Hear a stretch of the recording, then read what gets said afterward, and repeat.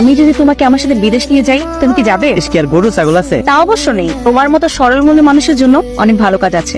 আপনি আপনার লোকে কি লেগে নিবেন? কারণ আমি তোমাকে সারাটা জীবন আমার পাশে রাখতে চাই। একটা ছেলে আর একটা মেয়ে কি সারা জীবন এক লোকে থাকতে পারে? কেন থাকতে পারবে না? যদি দুজনের মনে মিল হয় তাহলে থাকতে পারে। কিন্তু ম্যাডাম, আমার কাছে তোমার তো টাকা পয়সা খাওয়ারে বিদেশ যাওয়ার লেগে এত টাকা কে দেবো? আমি তোমাকে দিব।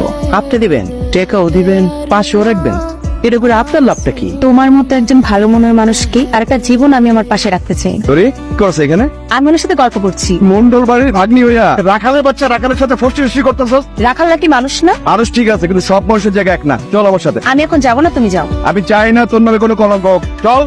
আমি বুঝলাম না ভাইয়া, তোমরা তো রুট কেন? আমি আসার সময় মনে হয়েছে তোমরা কত ভালো মানুষ। না কোমল বাসায় গেলে দেখাবো, চল। जिसने पूछा हमसे বাবা, ওকে খবর দাও, ওকে বাড়ি পাঠানোর ব্যবস্থা করো। মান সম্মান সব ধুলা মিশে যাচ্ছে বাবা। আরে খুঁজা বল, তোমার আদরের ভাগ্নি তার রাখালের বাচ্চাকে বিদেশে নিয়ে যে বিয়ে করতে চায়। মামা তুমিই বলো, এতে অন্যায় কি আছে? এই গ্রামে আমাদের একটা ইজ্জত আছে, সম্মান আছে। ও আমাদের বাড়িতে কাজ করে, ওর বাপ আমাদের বাড়িতে কাজ করতো। চাকরের বংশ চাকর। কার কথা কইতেছস বান্টি? ওই যে আমাদের রাখালের বাচ্চা রাশেদ। রাখালে হচ্ছে তো কি হয়েছে? সে কি মানুষ না? এতদিন শুধু আমি ওর বাসি সুর শুনতাম, তো এখন আমি ডিসিশন নিয়েছি, যদি আমি বিয়ে করি তাহলে আমি ওকেই বিয়ে করব। এটা আমার ফাইনাল ডিসিশন। আর আগে দুনিয়া থেকে নাই করে দিলি বান্টি। রাখালের বাচ্চার কি করে সাহস হলো আমার কলিজার মধ্যে হাত দেয়? আমার খেয়ে আমার পরে আমাদের করে যে হাত দিছে বাবা। আগে ওরা টাকা পাঠানোর ব্যবস্থা কর, তারপরে রাখালের বাচ্চা লাশ পাবো। রাশি, কি ব্যাপার?